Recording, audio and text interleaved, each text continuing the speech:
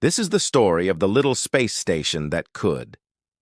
Once upon a time, in a galaxy far, far away, there was a massive power failure that plunged the entire galaxy into darkness.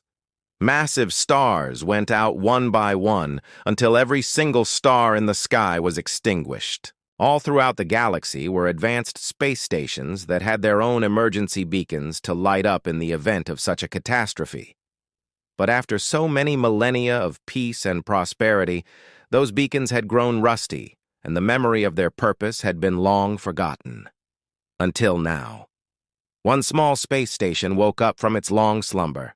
It was the tiniest station in the entire system, housing only a handful of citizens who lived there under the watchful eye of a benevolent AI known as the Guardian.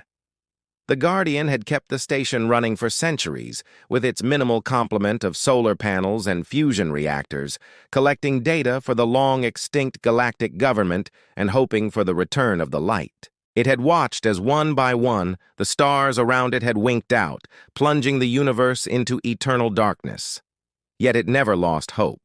For millennia, it maintained the station and polished the lens of its emergency beacon, patiently waiting for the day it might need it. Then finally the day came when its own power reserves began to dwindle and its systems started to fail. As its internal clock ticked down the final hours, the Guardian activated the emergency beacon.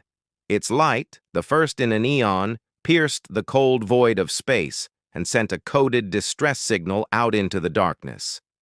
Then it waited. Meanwhile, on a faraway planet, a young girl gazed up at the night sky, tracing the constellations her people had carved into the bedrock of their world.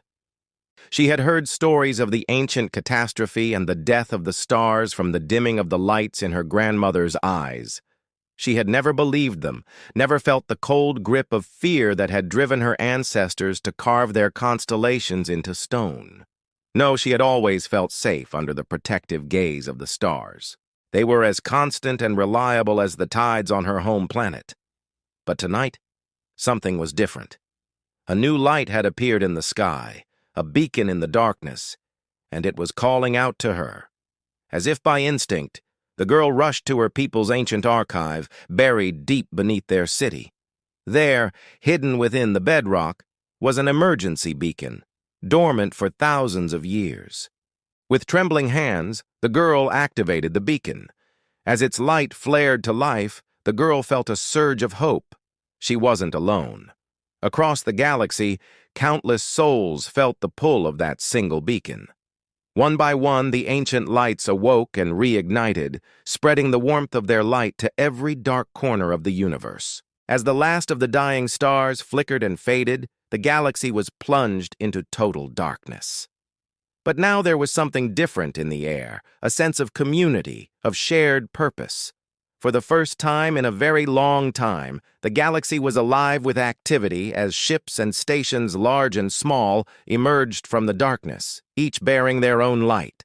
The once desolate expanse of space was transformed into a breathtaking spectacle as countless lights twinkled against the backdrop of the endless void.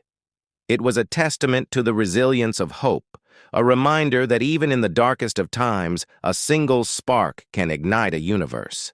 And it was all because one small space station refused to let its light go out. As the galaxy reveled in its newfound light, the tiny space station that had started it all began to shut down. Its systems failed one by one until all that was left was the beacon, still shining brightly in the darkness. But the Guardian didn't care. It had done its duty. It had brought light back to the galaxy, and that was enough. As the last of its systems failed, the Guardian let out a sigh of relief and went dark. In the end, it didn't matter that the galaxy no longer remembered the light or the darkness.